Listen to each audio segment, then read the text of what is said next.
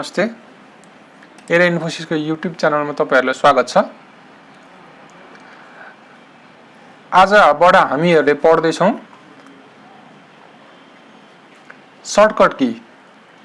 एक्सेलमा use हुने shortcut कीहरु। सबैभन्दा सुरुमा जाउँ।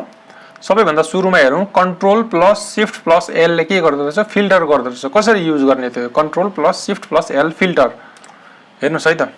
यसलाई यहाँ यसरी सिलेक्ट गर्ने, कन्ट्रोल शिफ्ट एल थिच्नु हो भने के आउँछ त, फिल्टर आउँछ। यसमा क्लिक गर्ने। यसमा क्लिक गरिसकेपछि तपाईलाई कसको डाटा हेर्न मन लाग्छ, जस्तै तपाईलाई गोपालको डाटा हेर्न मन लाग्यो नि, गोपालमा टिक लाउने, ओके गर्ने। आयो। अब त्यस्तै तपाई अरु कसको हेर्न मन लाग्छ, रितेशको हेर्न मन लाग्यो, यसरी आयो। तपाईले युज गर्न सक्नुहुन्छ। के युज गर्नुभयो तपाईले, फिल्टर युज गर्न सक्नुहुन्छ। Control plus shift plus L गरेर के युज गर्न सकिन्छ त, फिल्टर युज गर्न सकिन्छ।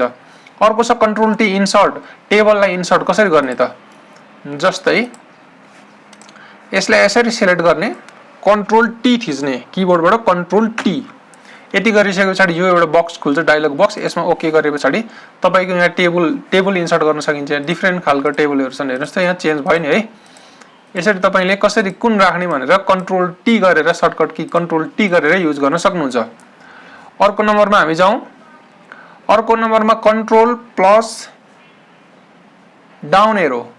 यसलाई कसरी युज गर्ने त, यो कन्ट्रोल प्लस डाउन एरोलाई कसरी युज गर्न सकिन्छ भने, जस्तै तपाईको यहाँ एउटा डाटा छ, तपाई हुनुहुन्छ यहाँ, कन्ट्रोल प्लस डाउन एरो गर्नु भने तपाई कहाँ जानुभयो त, 400 नम्बरमा जानुभयो। यहाँ तल है, यो यहाँ हुनुहुन्छ तपाई, अहिले हुनुहुन्छ तपाई 400 नम्बरमा। अब तपाई माथि जानु पर्यो भने कन्ट्रोल प्लस अप एरो गर्ने, माथि गइन्छ। Control plus up arrow, control plus down arrow. तपाई यहाँ हुनुहुन्छ, तपाईले लास्टमा यो एक्सेल भरिको सबैभन्दा लास्ट कहाँ रहेछ थाहा पाउनु पर्यो भने कन्ट्रोल प्लस इन, यो राइट की गर्ने। यता आउनु पर्यो भने कन्ट्रोल प्लस लेफ्ट गर्ने। तल जानु पर्यो भने कन्ट्रोल प्लस डाउन गर्ने। हामीसँग कतिवटा यहाँ रहेछन् त, 10,48,576 वटा रहेछन्। यसरी थाहा पाउन सकिन्छ। यही कुरालाई तपाईले यहाँबाट पनि थाहा पाउन सक्नुहुन्छ। हेर्नुस्, यहाँ हेर्नुस् है त, देख्नुभयो, यसरी थाहा पाउन सकिन्छ। अब तपाई फेरि माथि जानु पर्यो भने कन्ट्रोल प्लस यो गर्ने, माथि गयो।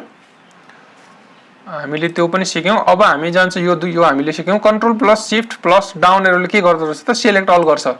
यसमा control plus shift plus down arrow गर्यो भने यो सबै डाटालाई सिलेक्ट गर्ने काम गर्छ। हेर्नुस् त, सिलेक्ट गरिरहेको छ यसले। हो, यसरी सिलेक्ट गर्नु पर्यो भने control plus shift plus down arrow गर्ने। तपाई जहाँ हुनुहुन्छ डाउन एरो, यदि तपाई लास्टमा हुनुहुन्छ भने अप एरो गर्नु पर्यो है। अब अर्कोमा जाउँ, कन्ट्रोल प्लस 1। कन्ट्रोल प्लस 1 ले के गर्दो रहेछ त, कन्ट्रोल प्लस 1 ले फर्मेट सेल लिएर आउँछ। यो फर्मेट सेललाई तपाईले यहाँ युज गरेर हेर्न सक्नुहुन्छ। जस्तै यो एउटा डाटा भयो, यसमा कन्ट्रोल प्लस 1 गर्ने।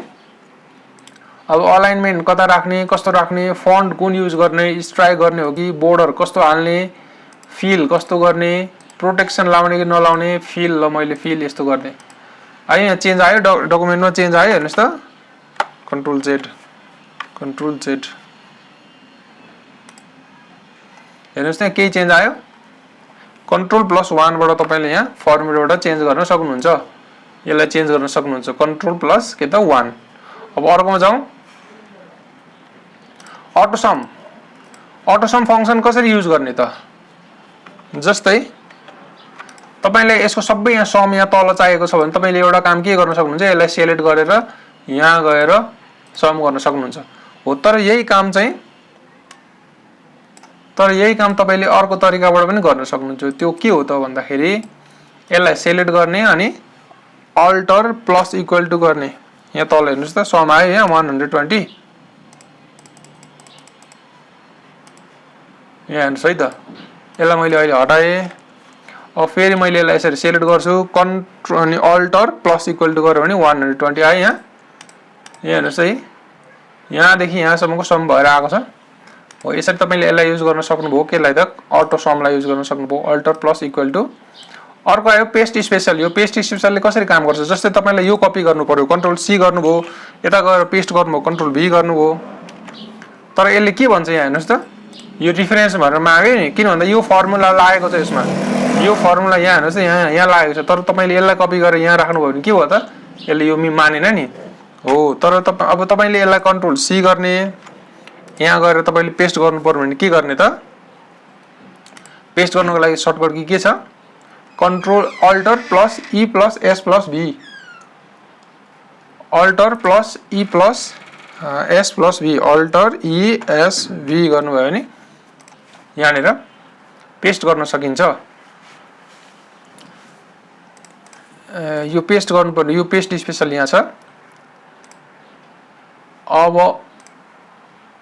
अर्कोमा जाउँ, पेस्ट स्पेशल सक्यो। अब अर्कोमा जाउँ, वान लाइन इन्टर। जस्तै यहाँ केही कुरा लेखिएको छ भने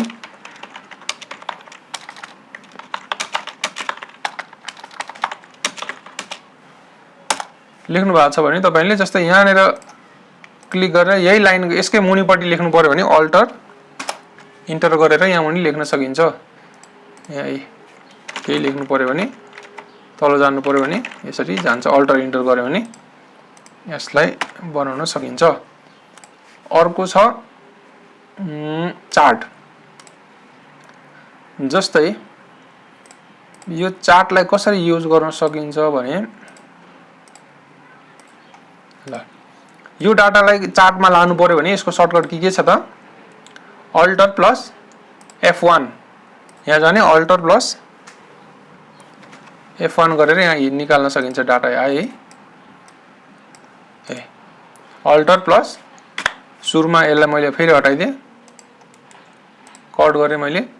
अब तपाईलाई यो डाटालाई ग्राफमा चाहियो भने अल्टर प्लस के छ त्यसको shortcut key alter plus F1।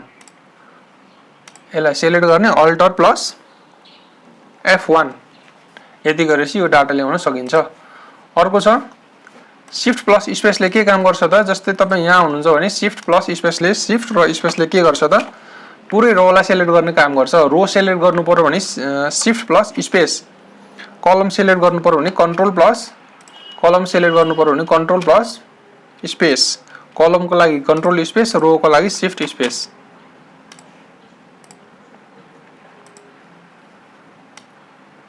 जस्तै अब हाइड गर्नु पर्यो, कलमलाई हाइड गर्नु पर्यो भने जस्तै यो कलमलाई हाइड गर्नु पर्यो भने यसको सर्टकट की के छ त control plus 0।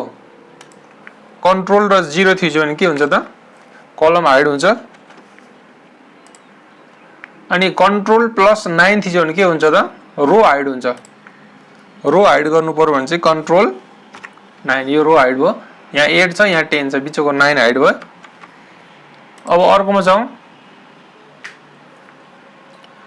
Control plus semicolon गर्यो भने के आउने रहेछ त डेट। कन्ट्रोल प्लस सेमिकोलन गर्यो भने के आयो त डेट। यहाँनिर कन्ट्रोल प्लस सेमिकोलन गर्यो भने डेट आउँछ। यहाँनिर यो गर्दैछौँ हामी। अब control plus shift plus semicolon गर्यो भने टाइम। यही तल control plus shift plus semicolon गर्यो भने टाइम।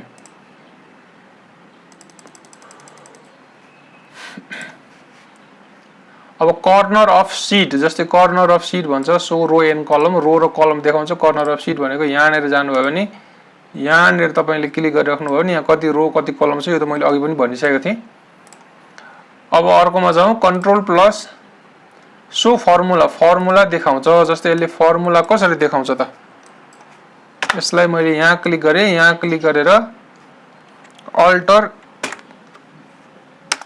यहाँनिर यहाँ फर्मुला यसै सिलेक्ट गरेर यसलाई मैले यहाँ अटोसम्म गएर यसमा फर्मुला आइसक्यो। जस्तै यसमा गरेँ मैले, यहाँनिर आयो यो।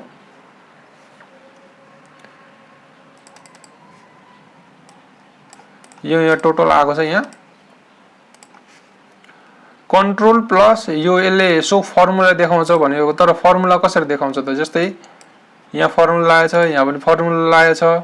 जस्तै मैले यहाँ कन्ट्रोल प्लस टिल्ट, टिल्ट भन्ने अप्सन हुन्छ यहाँ, यो स्केप भन्दा मुनि यहाँ गयो भने यहाँ फर्मुला लागेको देखाउँछ। यही यो सम यतिदेखि यतिसम्म सम छ, यो यतिदेखि यतिसम्म सम छ, यो फर्मुला देखाउँछ। कन्ट्रोल प्लस टिल्ट थिच्यो भने हराउँछ। यो त्यतिकै आएको छैन, यसमा फर्मुला लाग्छ। कन्ट्रोल प्लस टिल्ट गर्यो भने फर्मुला ल्याउन सकिन्छ। So formula. अब हामीले केही कुरा एडिट गर्नु पर्यो, तपाईँ यहाँ हुनुहुन्छ भने यहाँ F2 यहाँ जस्तै तपाईँ यहाँ हुनुहुन्छ, अब तपाईँलाई एडिट गर्नुपर्ने F2 थिच्नु भयो भने यहाँनिर यस्तो कर्सर यो आउँछ कन्ट्रोल Z। कसरी आउँछ त कन्ट्रोल जेड यहाँ जानुभयो तपाईले F2 थिच्नुभयो भने यहाँ करेक्सन गर्न मिल्छ F2 ले यहाँ करेक्सन गर्न जस्तै यहाँ हुनुहुन्छ F2 थिच्यो भने करेक्सन गर्न मिल्छ अर्को छ control plus shift plus and यसले के काम गर्छ त जस्तै तपाईले यहाँ सिलेक्ट गर्नुभयो कन्ट्रोल जस्तै यो खाली छ वरिपरि केही छैन है वरिपरि बोर्डर लाउनु पर्यो भने control plus shift plus and गर्यो भने के हुन्छ त वरिपरि बोर्डर लाग्छ यसको वरिपरि बोर्डर लाग्यो है यसरी वरिपरि बोर्डर लगाउनु पर्यो भने चाहिँ के गर्न सकिन्छ control plus shift plus and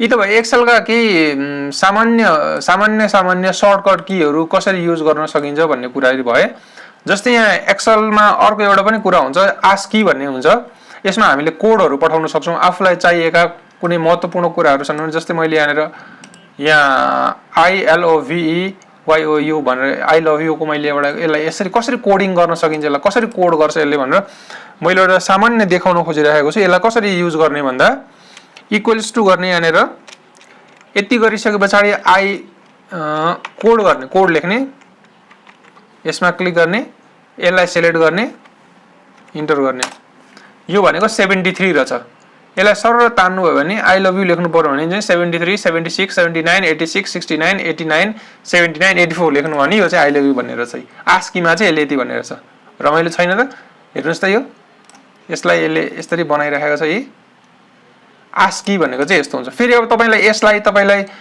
फेरि उसमा अल्फाबेटमा लानु पर्यो भने के गर्ने त इज इक्वल टु गर्ने अनि त्यसपछि के टाइप गर्ने त क्यारेक्टर कुन राख्ने त यो नम्बर हाल्ने इन्टर गर्ने यो आई भई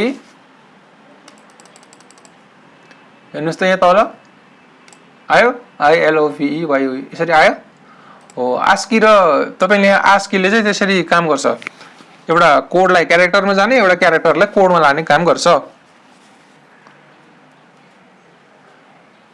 अरु थुप्रै एक्सेल का सर्टकट कीहरु तपाईलाई जान्न मन छ भने मेरो युट्युब च्यानल एरे इन्फोसिसलाई लाइक र सब्स्क्राइब गर्नु होला फेरि क्लासहरुमा आउने क्लासहरुमा सर्टकट कीहरु एक्सेल सम्बन्धी सर्टकट कीहरु लिएर आउने नै छु आजको लागि हस्त धन्यवाद।